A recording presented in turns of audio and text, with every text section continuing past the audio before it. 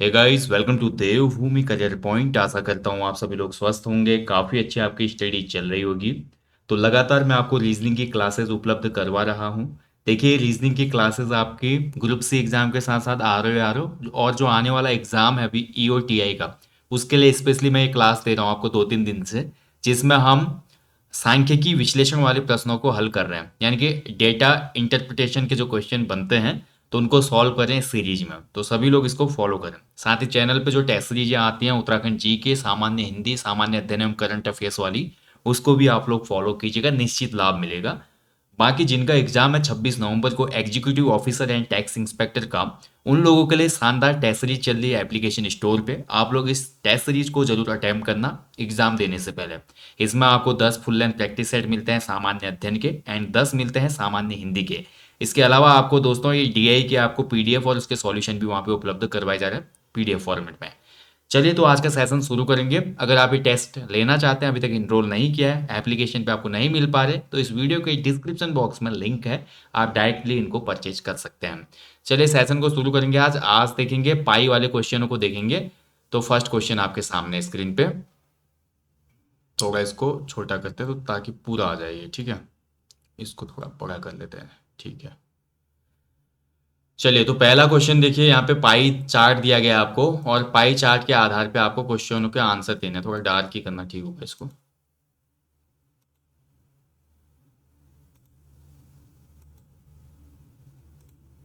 ठीक है, तो देखिए मैं जैसा बता चुका आपका, देखिए जो आपका आरेख वाला क्वेश्चन पेपर है, मतलब जो 10 नंबर का पोर्शन आएगा, उसमें क्वेश्चन पेपर में कोई भी क्वेश्चन आ सकता है। आपका पाई चार्ट भी आ सकता है, हो सकता है आपका जो वैन आरेख है वहां से क्वेश्चन आ जाए, हो सकता है आपका ग्राफ वाला आ जाए या टेबल वाला आ जाए। मैंने फर्स्ट वीडियो में आपको बताया था सांख्यिकी विश्लेषण वाले में कि किस तरीके के क्वेश्चन आपके एग्जाम में बन सकते हैं।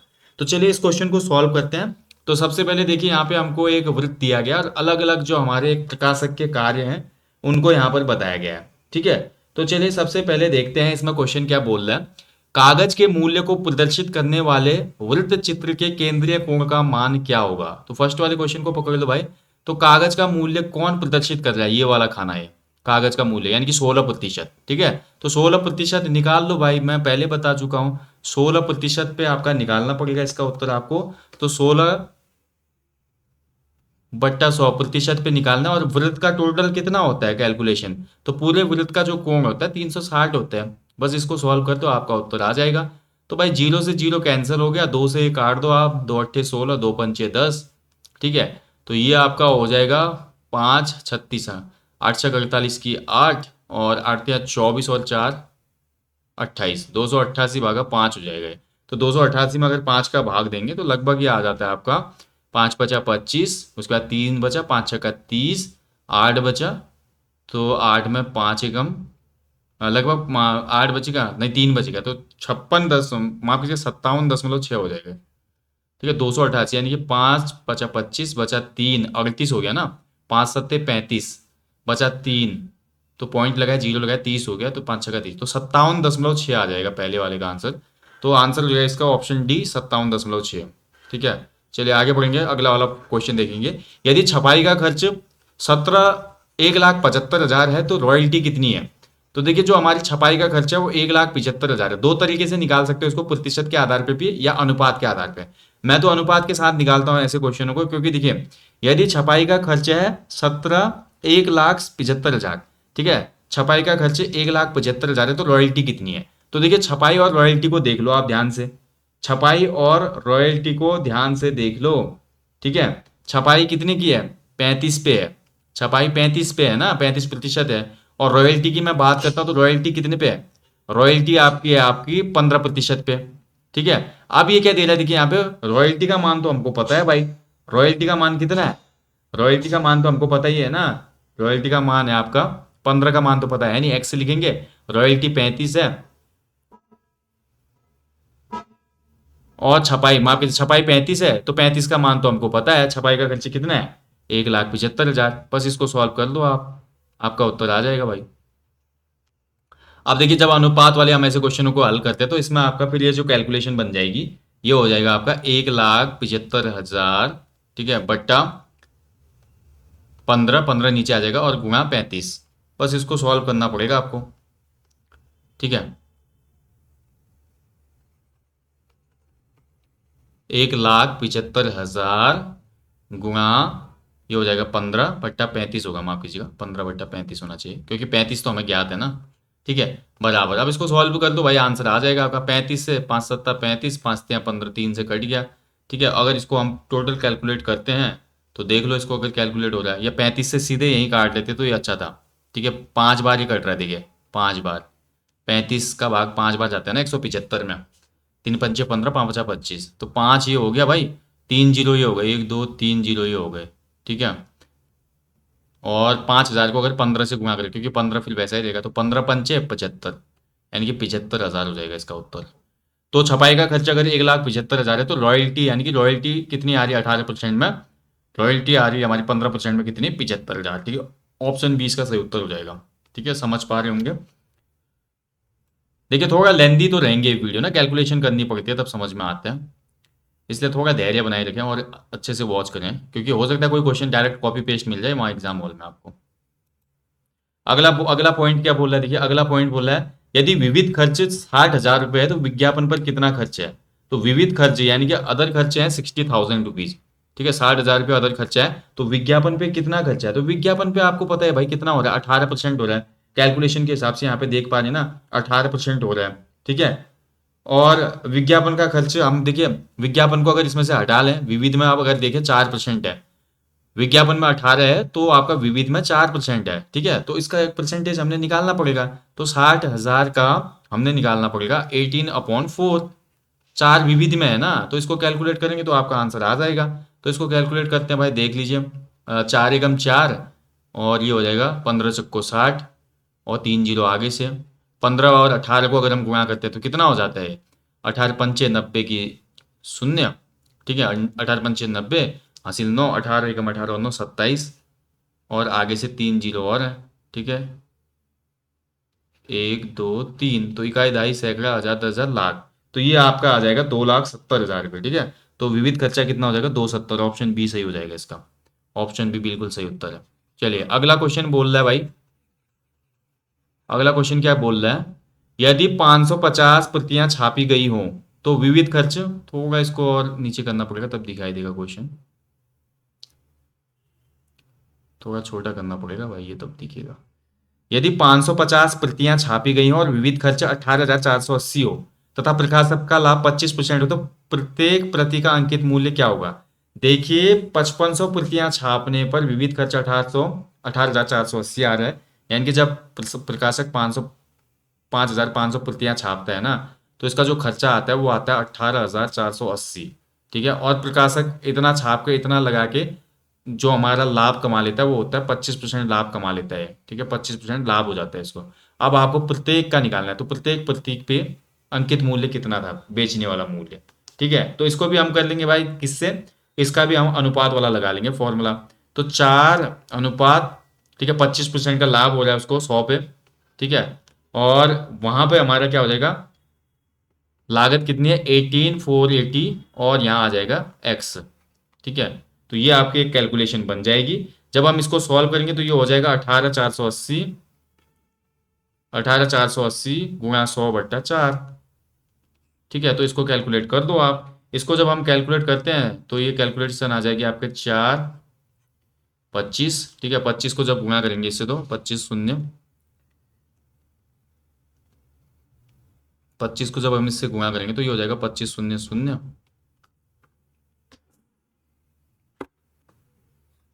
एक मिनट माफ कीजिएगा, 25×0=0, 25×8 = 200 की 0, हासिल 20, 25 को 100, और 200 120 की 0, हासिल 12 हो जाएगी, और 25×8 = 200, 200 में अगर 12 जोड़े तो 212 की 2, हासिल 21, 25 एकम 25, और 21 उसमें हासिल जोड़ेंगे तो 46 हो जाएगा। ठीक है, तो 46,2000 ये टोटल वैल्यूएशन आ गई है।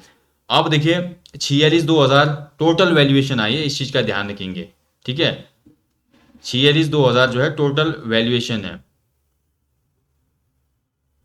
अब इसको भी कैलकुलेट करना पड़ेगा आपने, ये तो आपकी टोटल वैल्यूएशन आई। अब आपको निकालना है 5500 प्रतियों का अंकित मूल्य इसके हिसाब से। तो 46,2000 को याद कर लो आप, 46,2000 को। ठीक है, यानी कि ये था 4,62,000 अगर बोलूँ मैं रफली। 4,62,000 हो रहा है, ठीक है, याद रखिएगा 4,62,000। अब 4,62,000 में हमने प्रतियों का मूल्य निकालना है, क्योंकि प्रतियां कितनी छापी हैं उसने, 5500 प्रतियां, ठीक है, कितनी, 5500 प्रतियां उसने छापी हैं। तो 5500 प्रतियों के हिसाब से देखिए उसका क्या हो जाएगा, अंकित मूल्य टोटल 5500 प्रतियों का कितना हो जाएगा, तो 4,62,000, 4,62,000 धन 4,62,000, ठीक है। उसके बाद हम गुणा 25/100 करेंगे, क्योंकि प्रॉफिट भी निकालना है ना, प्रॉफिट भी तो निकालना है उसी के कैलकुलेशन के हिसाब से। ये तो टोटल अंकित मूल्य, टोटल मूल्य हो गया, फिर ये हमारा इसका प्रतियों का जो है प्रॉफिट हो गया, तो ये हमारा टोटल आपका आ जाएगा। इसको जब हम कैलकुलेट करते हैं तो ये आता है 57,7500, और अगर एक प्रति का यहाँ पे मूल्य लगाएं तो इसमें आपका 5500 का भाग जाएगा, ठीक है। तो 2 जीरो से 2 जीरो काट दिया भाई, और 55 का भाग अगर 5,775 में हम देते हैं तो ये आपका हो जाता है राइट आंसर इसका ऑप्शन सी, 105 आएगा, ठीक है। कैलकुलेशन मैंने की हुई है आपको देने से पहले वीडियो, तो आप लोग देख लीजिएगा इसको। तो 105 इसका राइट आंसर हो जाएगा चौथे क्वेश्चन का। एक प्रति का मूल्य कितना हो जाएगा, अंकित मूल्य 105 रुपए, ठीक है। थोड़ा लेंदी क्वेश्चन होते हैं ये, थोड़ा कैलकुलेशन करनी पड़ती है भाई, अनुपात और प्रतिशत सब लगाना पड़ता है इसमें। अगला है देखिए, लास्ट क्वेश्चन है इस वाले खंड का, विज्ञापन खर्च से रॉयल्टी कितने कम प्रतिशत है। तो विज्ञापन खर्च से रॉयल्टी कितना कम है भाई, तो देख लो भाई विज्ञापन खर्च कितना है। तो विज्ञापन खर्च कितना है, 18%, विज्ञापन खर्च 18 है, रॉयल्टी का खर्चा 15% है। तो अब आपने निकालना है कि विज्ञापन का खर्च रॉयल्टी से कितने प्रतिशत कम है, यानी कि विज्ञापन खर्चे से रॉयल्टी कितने कम है ये पूछ रहा है। तो सिंपल सा फंडा है भाई, विज्ञापन का खर्च है आपका 18% और रॉयल्टी का है भाई 15%, ठीक है। तो एक प्रति का मूल्य कितना आया था, अभी हमने ऊपर देखा 105 आया था, तो एक प्रति का मूल्य 105 आया था, तो 105 का 18% निकाल लो, 105 का 18% निकाल लीजिए। तो 105 का जब हम 18% निकालते हैं तो ये हो जाएगा आपका, ठीक है। तो इसको अगर कैलकुलेट करते हैं तो 5, 21 पंचे 105, और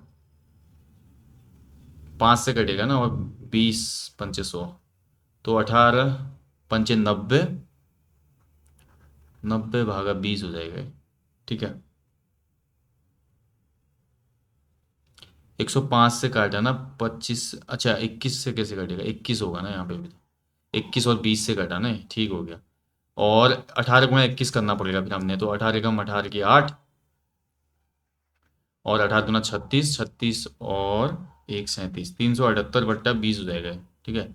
तो ये कर लो भाई, इसको कैलकुलेट जब हम करते हैं तो इसका उत्तर आ जाता है 378 का आधा कितना होगा, अगर हम इसका आधा करते हैं 10 में लाते हैं इसको, 2 से अगर डिवाइड करते हैं तो 2 से डिवाइड करने में ये हो जाता है आपका 189 का बट्टा 2, 189/2 करूँगा तो ये हो जाएगा आपका 18 दशमलव, माफ कीजिएगा 189/10, और ये हो जाएगा आपका 18.9%, ठीक है। अब ऐसे 15 पे निकाल लो भाई, 15 पे अगर हम निकालते हैं तो 105 का 15% निकाल लो, तो 105 गुणा 15/100, इसका भी सेम कैलकुलेशन रहेगा, ज़ीरो, ये यहाँ पर हो गया 20, यहाँ पर 21 बार कटेगा, तो 21 पंचे 105 की 5 हासिल 10, 21 एकम 21, 21 और 10 31/20, ठीक है। अगर इसको भी कैलकुलेट करता हूँ तो ये मेरा आ जाता है 15.75। तो ये आ गया भैया, यहाँ पे आप देख सकते हैं 18.90 जो है आपका यहाँ पर विज्ञापन खर्च आ रहा है, और रॉयल्टी जो आ रही है 15% के हिसाब से 15.75% आ रही है। अब इसके हिसाब से हम इसमें देख लेंगे कि आपका टोटल क्या बोल रहा है ये, विज्ञापन खर्च से रॉयल्टी कितना कम है। तो विज्ञापन खर्च से रॉयल्टी जो कम होगी वो भी परसेंटेज में ही निकलेगी। तो इसको हम कैसे कैलकुलेट करेंगे थोड़ा देख लीजिए। तो इसको कैलकुलेट करेंगे ऐसे, देखिए, तो विज्ञापन खर्च हमारा कितना निकला 8.90, और रॉयल्टी कितनी निकली, रॉयल्टी निकली 15.75, अपॉन क्या हो जाएगा इसमें, कितने पे निकाल रहे हैं हम ये, कितने पे निकाल रहे हैं, क्योंकि क्या पूछ रहा है विज्ञापन खर्च से रॉयल्टी कितने कम प्रतिशत है, ठीक है, रॉयल्टी कितने प्रतिशत कम है, तो रॉयल्टी नीचे आ जाएगी, फिर से विज्ञापन खर्च नीचे आ जाएगा ना, क्योंकि उससे उसके कंपेरिजन में पूछ रहा है वो, गुणा 100 कर देंगे इसको, ठीक है, बस कर दो सॉल्व इसको। तो इसको अगर हम सॉल्व करते हैं तो ये आ जाएगा आपका 18.90 से अगर 15.75 जाएगा तो ये आ जाएगा 3.15 अपॉन 18.90, और ये हो जाएगा इंटू 100, ठीक है। बस इसको जब हम कैलकुलेट करते हैं दोस्तों तो ये आ जाएगा कैलकुलेट, अगर 10 से कैलकुलेट करेंगे नीचे ऊपर सब जगह, तो लास्ट क्वेश्चन आ गया 50/3। 50/3 का मतलब होता है 16×48, 2 शेष, ये हो जाएगा 16 सही 2/3, जो कि ऑप्शन में है, ठीक है, ऑप्शन के हिसाब से बोला तो 16 सही 2/3 ऑप्शन 20 में सही उत्तर हो जाएगा, ठीक है। तो ये है भाई पहला क्वेश्चन। एक क्वेश्चन और है, उसको भी देख लेते हैं, ठीक है। बस 2 ही क्वेश्चन है आज के सेशन में, लेकिन देख लो, बड़ा मजा आएगा। अगला देखिए, आपको एक सर्कल दिया गया है और विद्यार्थी द्वारा 5 विषयों में प्राप्तांकों को प्रदर्शित किया गया है। प्राप्तांक यानी कि जो विद्यार्थी लाया है इनमें, सभी विषयों के कुल अधिकतम अंक 540 है। सभी विषयों के कुल अधिकतम अंक 540 है भाई। सभी विषयों के, ध्यान रखेंगे कितने, 1 2 3 4 5, 5 विषयों के अधिकतम 540 है। तो उसके आधार पर आप क्वेश्चनों का आंसर करना है। तो चलिए देखते हैं, फर्स्ट क्वेश्चन देखते हैं। किस विषय में विद्यार्थी ने 99 अंक प्राप्त किए हैं? तो इनमें से कौन सा विषय है जिसमें विद्यार्थी ने 99 अंक प्राप्त किए हैं? ठीक है, अब इसके लिए देखिए आपको फॉर्मूला लगाना पड़ेगा भाई, हर विषय का निकालना पड़ेगा। चलिए गणित से शुरुआत करते हैं। गणित में कितने प्रतिशत लाया विद्यार्थी? 90। गणित में लाया 90, तो 90 कितना, 360, और पूर्णांक कितना है, प्राप्तांक टोटल 540। ठीक है, तो बस कर दो भाई कैलकुलेट। जीरो यहाँ पे देखिए 88×54, 180 से कट गया, और ये 2 से कट गया, और 2 यहाँ पे कट गया 45 से, तो 45 यहाँ कितना हो गया, 135। गणित में 135 नंबर लाया विद्यार्थी। दूसरा विषय देख लो भाई, अंग्रेजी। अंग्रेजी 66 का है, तो 66/360 गुणा 540। ठीक है, इसको भी काट दो, 18×2 = 36, 18×3 = 54। 66 में अगर बात करें 2 का भाग जाएगा तो 33 बार जाएगा, और 33×3 = 99। भाई हमको यहीं पे मिल गया, ज़्यादा विषयों का हम क्यों निकालें। किस विषय में विद्यार्थी ने 99 अंक प्राप्त किए? तो साफ पता चल रहा है अंग्रेजी जो विषय है, अंग्रेजी विषय में विद्यार्थी लाया है 99 अंक। तो ऑप्शन सी यहाँ पे हमारा आ गया उत्तर। ठीक है, ज़्यादा कैलकुलेशन करने की आवश्यकता ही नहीं है। चलिए अगला क्वेश्चन पकड़ते हैं, अगला क्वेश्चन पढ़ेंगे। किस विषय में विद्यार्थी ने कुल अंकों के 18.33% अंक प्राप्त किए? तो इनमें से कौन सा विषय है जिसमें विद्यार्थी ने कुल अंकों का 1833 प्राप्त किया, 18.33? तो कुल अंकों का भाई, अब देखिए समझने वाला क्वेश्चन है, सिंपल सा है ना क्वेश्चन, समझने वाला है।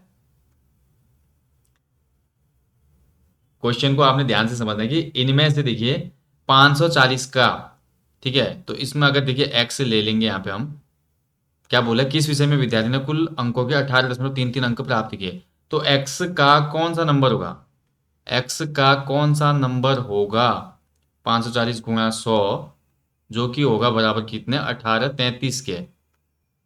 ठीक है, 1833।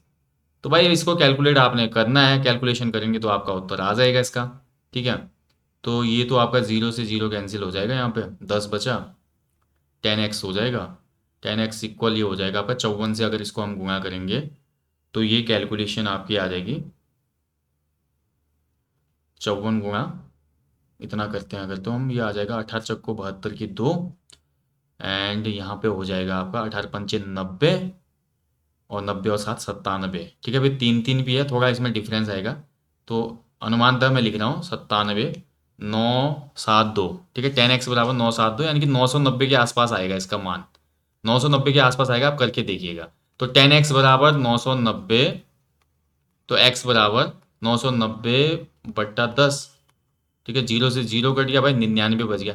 99 मार्क्स हैं भाई, 18.33, और ये किसके मार्क्स हैं, अंग्रेजी के। तो अंग्रेजी में फिर से देखिए, किस विषय में विद्यार्थी ने कुल अंकों के 18.33 अंक प्राप्त किए?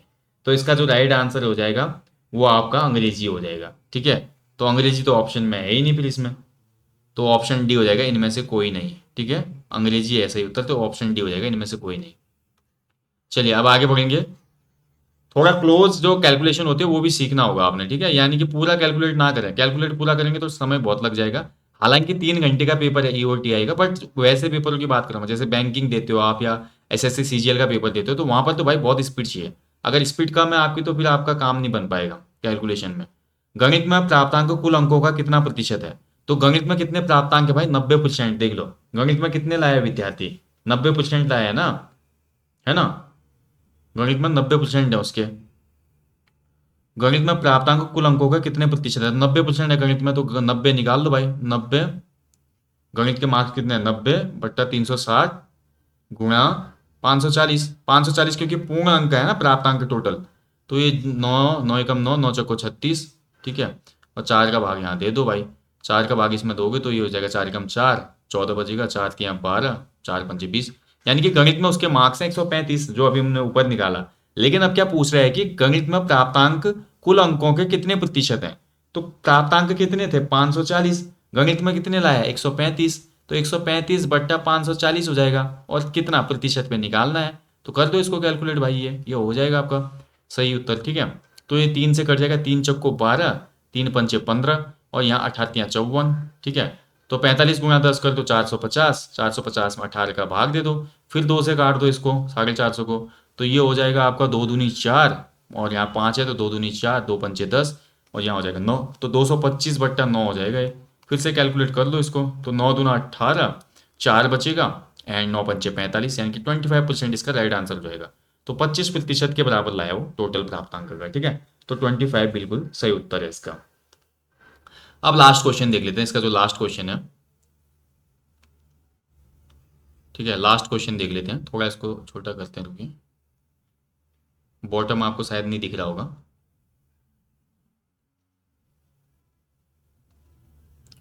ठीक है, इसको मैं 1 पेज करता हूँ तब आपको बॉटम दिखेगा।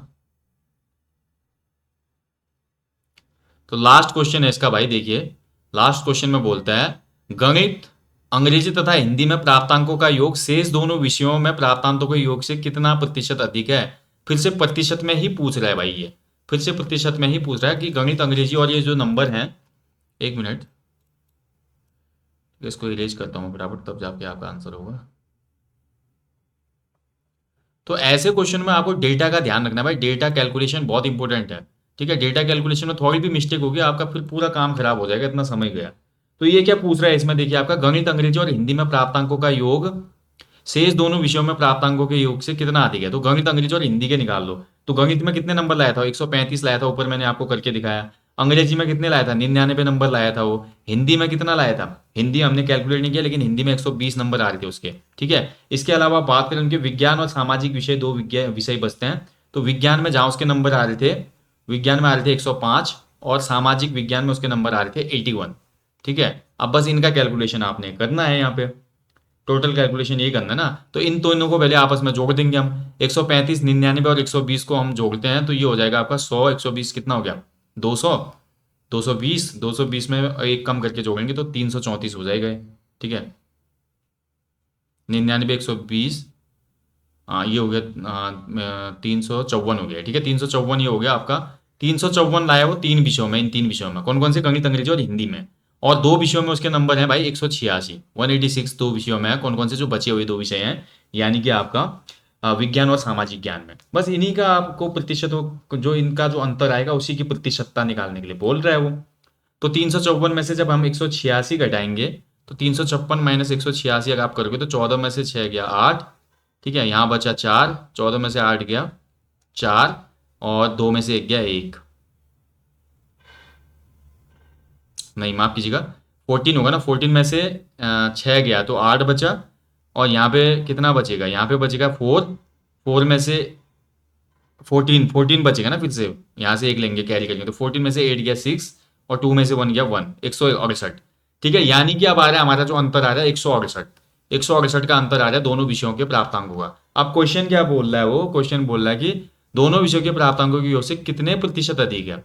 तो भैया सिंपल सा है, जो अंतर आ रहा है उसी का परसेंटेज आपने निकालना है। तो 168 कितना प्रतिशत है 354 का, 168 कितना प्रतिशत है 354 का, ये कैलकुलेशन कर लो भाई, उत्तर आ जाएगा आपका।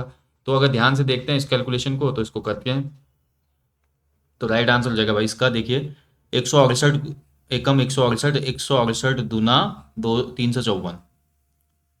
ठीक है, आई थिंक यही होगा, होगा नहीं होगा, गलत कट रहा हूँ।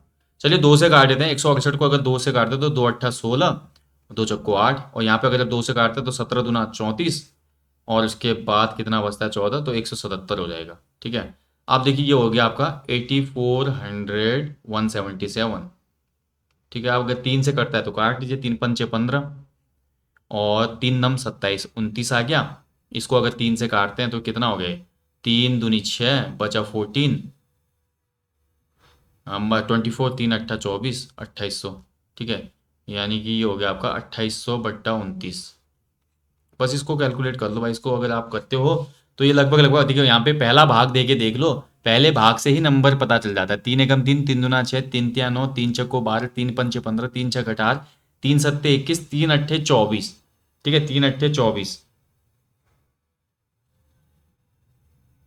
3 अट्ठे 24। कैलकुलेशन में थोड़ा मेरे को लग रही है गड़बड़ हो गई है कुछ ना कुछ। यही तो ध्यान रखना पड़ता है ना, कैलकुलेशन में बहुत गलती हो जाती है कई बार। ठीक है, तो 354 नंबर देखिए, 354 नंबर उसके 3 विषयों में थे। 354 नंबर 3 विषयों में थे, गणित, अंग्रेजी और हिंदी में। 2 विषयों में उसके नंबर आ रहे हैं 105 और 181, तो ये हो जाएगा 186।